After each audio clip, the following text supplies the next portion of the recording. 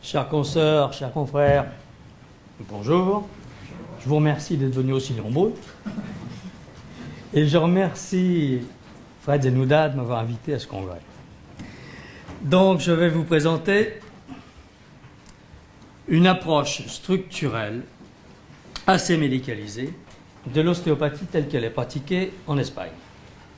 Donc, lorsque l'on traite des patients avec sciatique, avec lombalgie, le problème auquel nous sommes confrontés, ma foi, c'est celui-là. Quel est le diagnostic? La logique du diagnostic, en médecine ostéopathique, repose d'une part sur les signes cliniques d'alarme des pathologies qui peuvent être des contre-indications ou des indications, et sur le diagnostic positif de ces pathologies, ce qui va inclure l'utilisation des analyses de sang, d'urine, etc., les examens d'image et d'autres examens si nécessaire. Le démembrement des lombalgies et des lombosciatiques est connu. Elles peuvent être de type mécanique, de type inflammatoire et de type non mécanique. Donc vous avez ici en fait un certain nombre de pathologies qu'on est amené à rencontrer en clinique qui ne sont pas des indications à la médecine ostéopathique. Ce qui nous amène à deux questions que je laisse à votre méditation. Le patient doit-il forcément passer par le médecin pour le diagnostic d'élimination? Deuxième question. Ou bien l'ostéopathe doit-il avoir une certaine capacité de diagnostic? En fait, ceci dépend des pays, dépend des continents, dépend du statut de l'ostéopathe. Je ne sais pas si vous le saviez, mais la chirurgie pour hernie discale date de 1934. Elle a été inventée, la première description a été faite par ces deux chirurgiens qui sont Mixter et Barr. Conclusion, avant cette date, il n'y avait pas d'opération possible pour l'hernie discale. La question est la suivante. Ceux qui sont de ma génération, vous avez des grands-pères, vous avez eu des arrière-grands-pères. Est-ce que vous avez des grands-pères ou des arrière-grands-pères qui ont été paralysés à cause de sciatique? Alors vous excuserez un petit peu cette conférence, c'est une conférence qui est orientée pour être faite en Espagne. Pour vous situer quel est le problème, en Espagne, c'est le pays du monde qui probablement opère plus les hernies discales. Mais vraiment d'une manière tout à fait étonnante. Donc en fait, les vraies indications, si vous prenez la littérature internationale pour la chirurgie, est celle-ci. Tout d'abord, sciatique, paralysante, c'est-à-dire avec un testing musculaire qui est inférieur à 3. Ensuite, vous avez le syndrome de la queue de cheval, les sciatiques hyperalgiques, puis les sciatiques qui durent depuis plusieurs semaines, 4 à 6 mois, et qui vont en s'aggravant malgré le traitement. Je suppose que tous vous savez que le traitement des hernies discales au niveau chirurgical n'est absolument pas la panacée, et en vérité, il fonctionne assez mal. Alors si vous vous mettez sur PubMed et d'autres chercheurs au niveau médical, scientifique, et que vous recherchez des articles sur les complications de la chirurgie, dans la chirurgie des hernies discales, en fait, c'est assez difficile de trouver des chiffres. Enfin bon, je ne vais pas vous les détailler, tout ceci pour vous dire qu'il y a un certain nombre de complications qui sont assez fréquentes. Je veux juste m'arrêter sur deux de ces complications qui sont vraiment très fréquentes. Par exemple, la lombalgie résiduelle. La chirurgie pour hernie discale est effective en ce qui concerne la douleur du membre inférieur, la radiculalgie. Mais très souvent, le patient reste lombalgique, pour des raisons évidentes. La fibrose péridurale, même pour la chirurgie à minima qu'il y a maintenant, est toujours présente. C'est pratiquement 100% des cas. Alors bien entendu, avoir une fibrose post-chirurgicale, ce n'est pas synonyme de complications ou synonyme de sténose rachidienne. Mais un nombre important de patients, si, vont présenter des symptômes. Voilà par exemple un thème qui est extrêmement débattu au niveau des opinions et des articles scientifiques. Ici, vous pouvez voir quelques-unes des complications de la chirurgie. Par exemple, s'il y a une chirurgie qui fonctionne vraiment très mal au niveau lombaire, c'est l'utilisation des prothèses discales. Très mauvais fonctionnement. Ce que vous voyez là, c'est une sténose sur prothèse. Les prothèses ont une partie titanium pour les ancler sur le corps vertébral, mais il ne faut pas oublier que le corps vertébral est constitué d'os spongieux, ce qui fait qu'il est fréquent qu'il se produise un collapsus. Le collapsus équivaut donc à une sténose mécanique post-chirurgicale. Les fibroses post-chirurgicales, les spondylodicites post-chirurgicales sont les complications peut-être plus fréquentes que ce que vous ne pensez. Voici une étude qui a été réalisée par Robaina Padrón, qui est chirurgien orthopédiste, donc qui est chirurgien du dos en fait, et qui a réalisé une méta-analyse, je crois qu'on dit c'est comme ça en français, sur les résultats des chirurgies. Et en employant la méthode d'analyse Cochrane, ses conclusions sur la chirurgie du dos sont les suivantes. Premièrement, les publications sont incomplètes, non fiables et négligées. Il existe un manque de sous-groupes. Il existe des conflits d'intérêts, je dirais parfois évidents. La littérature scientifique ne montre pas de preuves claires d'une efficacité supérieure à celle du traitement conservateur. J'ai eu l'occasion, j'étais en Espagne, mais j'ai eu l'occasion d'écouter cette émission de télévision qu'il y a eu au mois de novembre sur l'ostéopathie qui vraiment me fait bondir. Dire qu'il n'y a aucun travaux scientifique en médecine ostéopathique, c'est vraiment quelque chose qui est inadmissible. Il suffit de se mettre sur Internet, de se mettre sur PubMed et de faire des recherches. Et je vous assure, les travaux scientifiques qui sont publiés, il y en a. Il y en a qui sont publiés en Europe, il y en a qui sont publiés aux États-Unis, il y en a qui sont publiés en Australie, etc., etc. C'est pas vrai qu'on manque de preuves scientifiques. Hein? Par contre, être béotien et pas chercher, c'est tellement facile. Bien, il n'a pas été encore démontré que la chirurgie est une option meilleure que le traitement conservateur dans la lombo-sciatique commune. En Espagne, la médecine est gratuite. Ce qui veut donc dire que si vous devez être opéré, vous avez une longue liste d'attente. Et une étude qui est intéressante, qui a été publiée il y a 2-3 ans, est sur les sciatiques paralysantes. Donc normalement, quelqu'un qui a une sciatique paralysante doit être opéré rapidement. Vu le système espagnol, c'est impossible. Et l'étude a été faite en mesurant les résultats de la chirurgie en cas de sciatique paralysante avec les gens qui n'ont pas été opérés. Il est identique. Il n'y a pas de résultat supérieur de la chirurgie. La chirurgie, dès qu'elle se retarde, je parle de quelques jours, ne permet pas une récupération particulière des paralysies en cas de sciatique. L'investigation scientifique en thérapie manuelle existe. Et elle commence à être particulièrement bien détaillée. Vous savez, l'investigation scientifique, c'est comme les voitures. Vous avez différents types d'investigation. Ce qui peut aller, si on parle des voitures, de la 2 chevaux, alors ça, c'est des études scientifiques du groupe CD au niveau international. Et vous avez la Ferrari, qui sont les études du groupe AB. Alors ça, ce sont les études avec une grosse population, des études contrôlées, aléatoires, en double aveugle, en simple aveugle, etc. Bien. Juste pour que vous ayez une idée, voici la classification internationale des investigations scientifiques. Juste pour insister sur le fait que le groupe A, qui est le summum des investigations scientifiques, ce sont les études contrôlées, bien réalisées, c'est-à-dire aléatoires et en aveugle.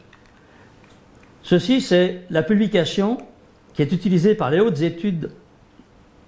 autorités de la santé, en France même. Même chose, si vous regardez le groupe 1, études contrôlées randomisées en aveugle, avec des résultats indiscutables. Il y a d'autres classifications, je vous en fais cadeau, mais toutes disent la même chose. Bien. Eh bien, écoutez, si on recherche sur les études scientifiques qui donnent des résultats positifs par traitement conservateur manipulatif au niveau des hernies discales, j'ai fait une recherche entre 1998 et 2012. 21 études scientifiques dans des revues indexées ont été publiées. 21. Il y en a peut-être plus maintenant. Je ne vais pas vous les détailler, je vous les montre juste. Alors ça inclut des protocoles de traitement d'ostéopathie, de chiropraxie et de thérapie manuelle réalisés par des médecins ou par des kinésithérapeutes. Mais peu importe, traitement conservateur. Nous-mêmes, l'école en 98 a publié ce travail scientifique qui avait une population de 679 patients. C'est déjà une population qui est intéressante. Hein. J'ai l'impression que les piles sont capoutes. Bien, encore plus. Bien, je ne vais pas vous le détailler plus. Maintenant, parlons du diagnostic et du traitement des hernies discales.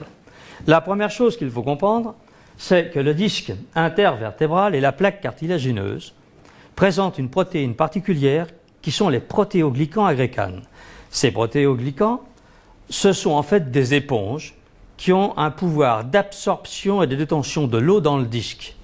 Plus le taux de protéoglycans est élevé, plus il y a d'eau dans le disque. On arrive jusqu'à 77%, pratiquement 80% d'eau dans le nucleus pulposus. C'est ce qui va donner ces propriétés d'amortisseur hydraulique au disque intervertébral. La bonne santé, si on peut dire, des protéoglycans dépend en fait de la vascularisation du disque. Cette vascularisation se fait dans deux directions. D'une part, à partir de l'artère du ligament commun vertébral postérieur, qui va vasculariser la partie la plus externe postérieure du disque intervertébral, et la partie centrale, qui est vraiment peu vascularisée, se fait à partir des artérioles du corps vertébral. Alors c'est la zone en fait de fragilité maximum, puisque ces artérioles doivent perforer la plaque cartilagineuse pour aller vasculariser le centre du disque. Normalement, dans un disque sain, la pression intradiscale est de 3 atmosphères. Dès que le disque intervertébral est déshydraté, qu'il perd de l'eau, il se produit un collapse au niveau du disque intervertébral. Vous avez vu tous que sur le dessin d'anatomie, sur les vues de dissection, l'anillo fibreux est orienté vers le dehors. Il est arqué vers le dehors. Lorsque la pression intradiscale baisse, les fibres les plus internes sont arquées vers l'intérieur, ce qui traduit donc l'impossibilité de rôle d'amortisseur hydraulique du disque, donc de souffrance des éléments qu'il protège. On peut dire donc que la plaque cartilagineuse est le tendon d'Achille du disque intervertébral.